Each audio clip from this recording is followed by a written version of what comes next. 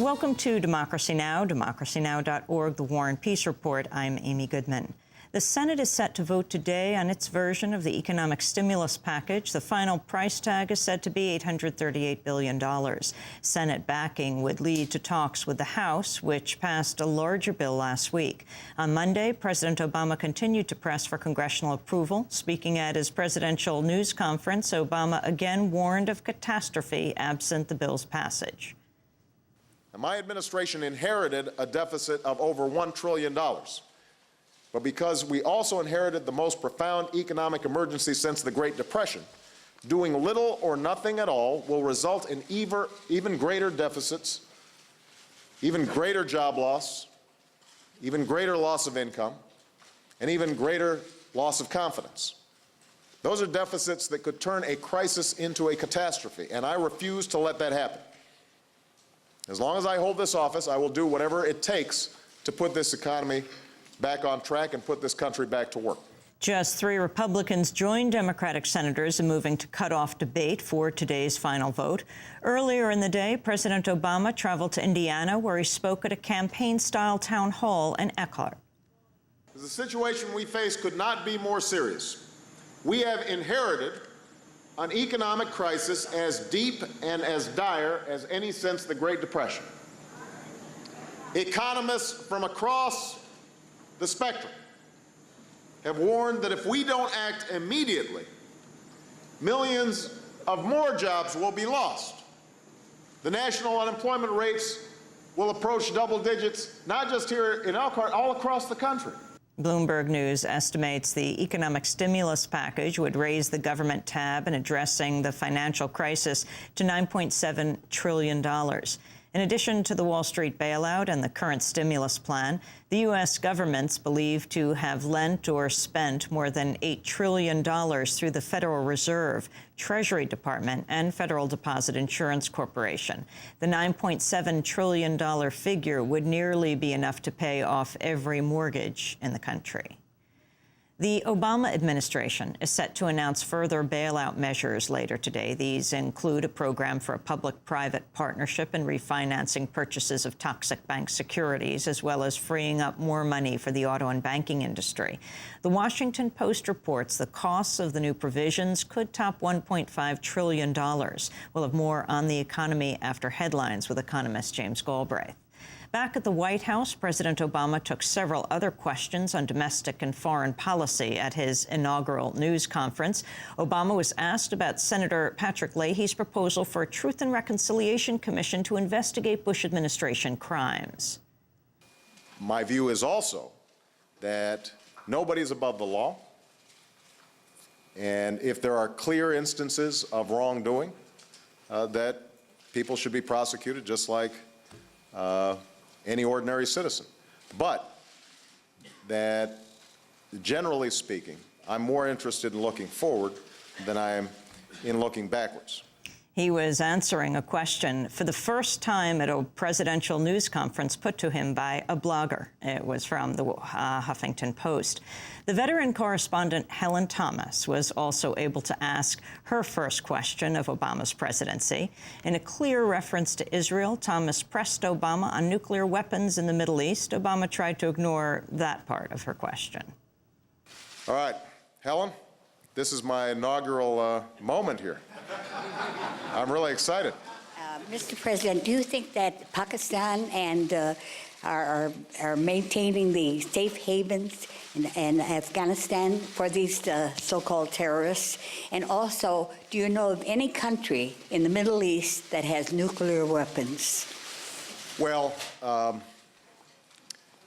I think that Pakistan, there is no doubt that in the Fatah region of Pakistan, in the mountainous regions along the border of Afghanistan, that there are safe havens where terrorists are operating. And one of the goals of Ambassador Holbrooke, as he is traveling throughout the region, is to deliver a message to Pakistan that they are endangered as much as we are by the continuation of those operations, and that we've got to work in a regional fashion to root out those safe havens. With respect to nuclear weapons, I don't want to speculate. What I know is this, that if we see a nuclear arms race in a region as volatile as the Middle East, everybody will be in danger. And one of my goals is to prevent nuclear proliferation generally. I think that it's important for the United States, in concert with Russia, to lead the way on this.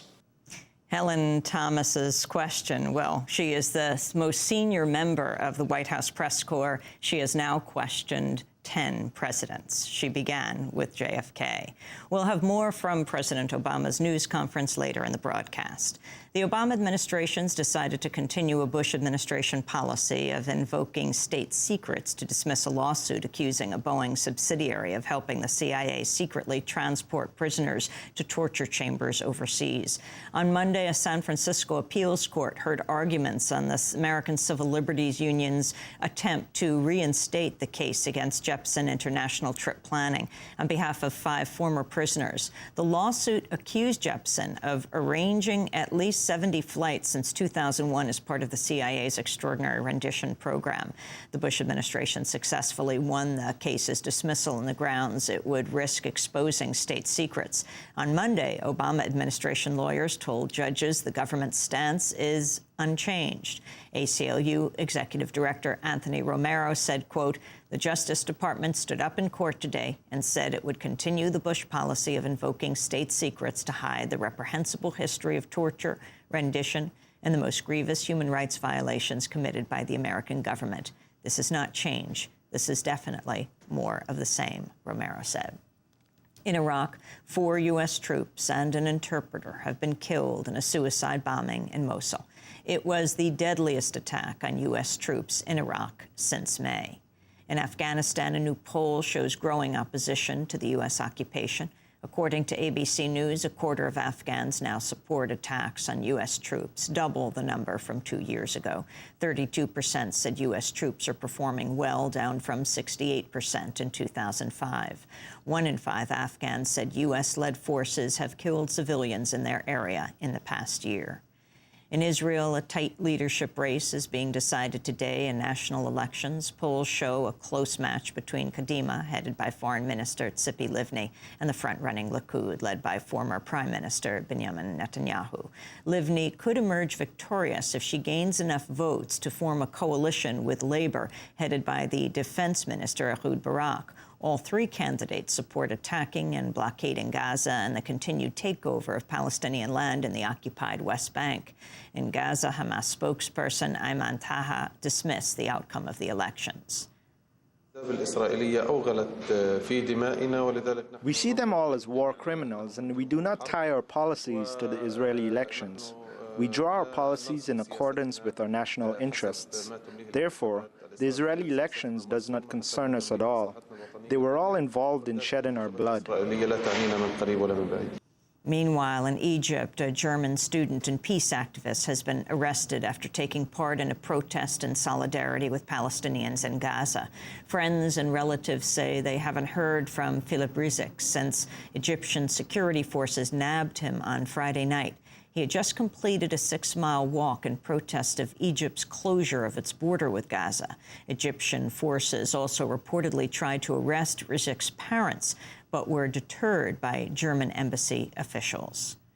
And back in the United States, a federal court has ordered the California prison system to reduce overcrowding within the next 3 years. A 3-judge panel says California should reduce its prison population by as many as 55,000 through measures including shortening sentences and diverting nonviolent prisoners. California Attorney General Jerry Brown says he plans to appeal.